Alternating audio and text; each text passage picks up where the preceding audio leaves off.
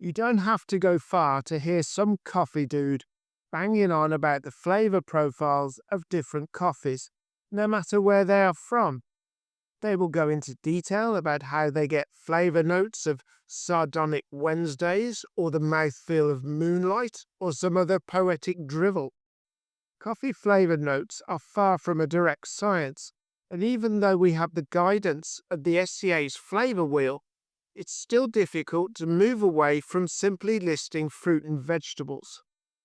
This video will attempt to give you a realistic interpretation of the general flavours of coffee from around the world in as straightforward way as possible. We will also look at why they taste the way they do, what influences their flavour, as well as looking at some lesser known coffee bean origins you might not have tried. And you know something? I get it. I've been drinking coffee for 30 years, and I often don't taste the ghost of bergamot or a Himalayan breeze. But I do know that coffee from different regions carries specific identities and shares common traits. So we'll try and find those similarities, and I apologise up front if my coffee descriptions mean that I disappear at my own bottom. African coffees, especially from East Africa, are known for their brightness and complexity, which sounds impressive until you realise that nobody actually drinks complex. You might taste citrus, berries, florals, maybe even something a bit winey. But the point is, it stands out.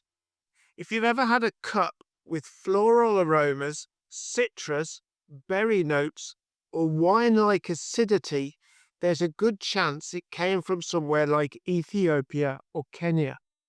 The flavour comes directly from the land.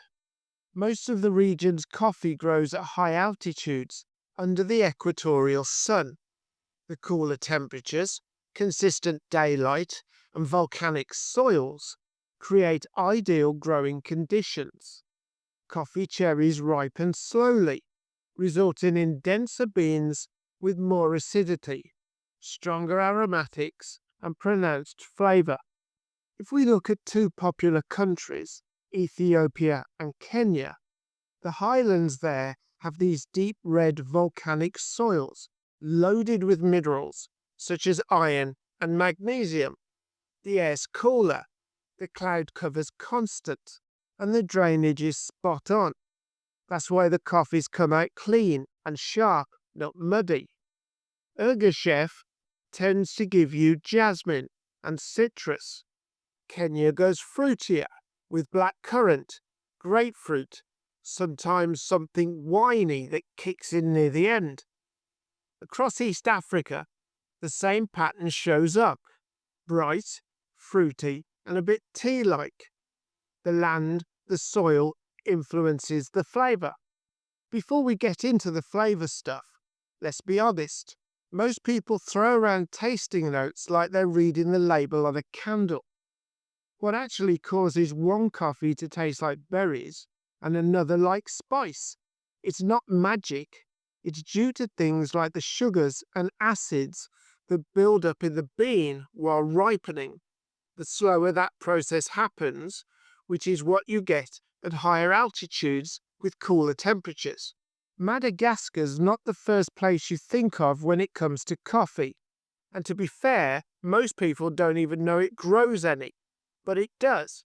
And from personal experience, I can tell you it's really good. The coffee here tends to be smooth, low in acidity, and you'll often pick up vanilla, soft spice, maybe a bit of fruit or florals. That vanilla note isn't some marketing gimmick either. Coffees often grow next to actual vanilla vines, and the aroma carries across. The farms sit anywhere from 800 to 1400 meters, so not as high as East Africa's big players. Bourbon Arabica was brought in by the French back in the day, and while they've grown both Arabica and Robusta now, it's the Arabica, especially from places like Samburano, that's the one to go for. These coffees aren't common outside specialist roasters, but if you see one, it's worth a try. If you want to try a deep dive into Madagascar's coffee industry, or you want to know about the main producers, let me know down in the comments. If you're looking for what most people think of as the classic coffee taste, chances are it came from Central or South America. These coffees are known for their easy balance, medium body, moderate acidity, and familiar flavour, like chocolate, caramel, nuts, and light fruit, meaning subtle hints of apple, pear, or mild citrus, rather than strong or tropical fruit flavours. Colombia and Guatemala bring a bit of brightness up front, citrus or soft red fruit, backed by cocoa or almond and a clean finish. Costa Rica, Nicaragua, and Honduras often show crisp acidity and toffee sweetness. They're bright, but not sharp. Then there's Brazil, the daddy. It produces enormous volumes, mostly at lower elevations, which means a heavier body, soft acidity, and flavors like peanut, cocoa, and dark chocolate. These beans form the base of many espresso blends. Overall, Latin American coffees don't push extremes. They're clean, sweet, and easy to drink, ideal whether you're brewing a filter cup or pulling a shot. If you like your coffee balanced and approachable, this is the region to start with. The flavors of Latin American coffee come down to the soils, which contain a lot of phosphorus and potassium from centuries of eruptions, which help support healthy plants as sweet, well-developed beans. Altitude matters too. While these mountains don't match the heights of East Africa, many farms sit between 1,000 and 2,000 meters, enough to slow down cherry ripening and allow sugars and acids to develop gradually. That's where the balance comes from. Bolivia rarely gets mentioned in coffee conversations, but its best lots come from some of the highest altitude farms in the world. In the youngest region, where the Andes drop into the Amazon, most farms sit between 1,500 and 2,000 meters in humid, forested terrain. That gives Bolivian coffee a head start. Cool mountain air slows ripening, allowing sugars and aromatics to develop more fully. The result? Flavors like peach and other soft stone fruits, sometimes joined by pear or apple, with light floral or honey notes. Some microlots even show jasmine, more typical of African profiles than Latin ones.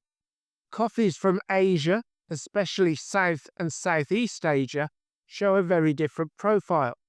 These are not bright and floral, more dark, earthy, and full-bodied, with naturally low acidity and a savory grounding presence. Sumatra mandolin beans are a textbook example. Thick, syrupy body with notes of cedar, tobacco, and dark chocolate. There's a rustic edge, herbal, woody, sometimes leathery, but it's prized by roasters for depth and complexity.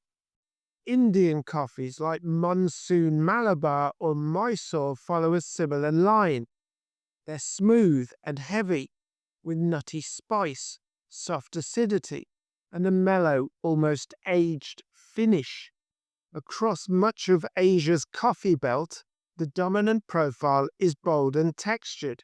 Spice, cacao, roasted nuts, and earthy chocolate. Flavors created by heat, humidity, and tropical soil. Quick break. If you're finding this video useful, hit the like button and subscribe. It helps if more people see it. And if you'd like to support the channel, you can buy me a coffee, links in the description, or use the QR code on screen. The caffeine is running out and I'm starting to panic. Most Asian coffees grow in hot, humid, tropical zones, often at lower elevations than Africa or Central America. Even where the altitude is decent, like in Sumatra or Vietnam, the climate doesn't allow cool nights. That slows sugar development differently and pushes the flavor downward, less acidity, more body. The soil contributes too. Islands like Sumatra, Java, and Bali sit on volcanic land rich in nutrients, supporting deeper, spicier flavours. Indonesia's wet hulling process is one such adaptation. The parchment is removed early, while the bean still holds moisture. Then it's dried quickly in the open air. That method softens acidity and brings out the funky, earthy tones Indonesian coffee is known for. In India, monsooned Malabar takes it further. Beans are exposed to monsoon winds post-harvest, swelling in the damp air and losing their acidity. What's left is a mellow, leathery profile, low in brightness, rich in depth. Even in highland zones like Yunnan, China, or Vietnam's central highlands, you'll rarely find bright acidity. That's partly climate and partly varietal. Many farms grow hybrid or disease-resistant strains, selected for yield and hardiness, not citrus or floral traits. The result across the region is consistent: bold, low-acid, savoury coffees with weight and complexity. Caribbean coffees are mellow, balanced and comforting, the kind that delivers sweetness and clarity without intensity. The flavours are clean and rounded: soft chocolate, roasted nuts, gentle florals, and low acidity. It's coffee that feels familiar, not flashy. Jamaica's Blue Mountain is the most obvious example. Known for its silky body, muted bitterness, and elegant balance, it offers notes of chocolate, fresh herbs, and sometimes a light citrus lift. Acidity is present but never sharp. That same calm, rounded profile shows up across the region: Puerto Rico, the Dominican Republic, Haiti, even Cuba. Expect medium body, smooth texture, and flavors that lean nutty or floral rather than fruity or spicy. These are coffees built for clarity, not contrast. Puerto Rico's Yauco-grown beans are full-bodied but smooth, with notes of dark chocolate, toasted almond, and sweet floral top notes. Well-processed Haitian coffee brings mellow acidity, nutty sweetness, and a silky texture. Even Cuban coffees, despite being roasted darker for local tastes, start from a base that's naturally medium-bodied and low in bitterness. In the Pacific, a handful of island origins produce coffees that don't quite fit the usual mold. Papua New Guinea, Hawaii's Kona region, East Timor, and islands like the Solomons or Vanuatu. Often flavors that often sit between the deep, earthy character of Asia and the brightness of Latin America, without leaning too far in either direction. Papua New Guinea coffees are known for their complexity. Wash lots from regions like Kimmel or Sigri often combine citrus or berry aromatics with a smooth body and a subtle spice, sometimes hinting at cocoa or earth in the finish. Hawaiian Kona coffee leans softer. Expect honey, milk chocolate, roasted nuts, and the occasional note of citrus or cherry. Once you understand how location shapes flavor, it changes how you drink coffee. It stops being just a taste and starts becoming a story, not of brands or roast levels, but of climate, soil, and altitude. The next time you brew coffee, don't ask if it's good. Ask where it came from. Ask what made it that way. Because the more you pay attention, the more you start to realize coffee isn't just grown, it's raised by land, by weather, by people, and that's what you're tasting.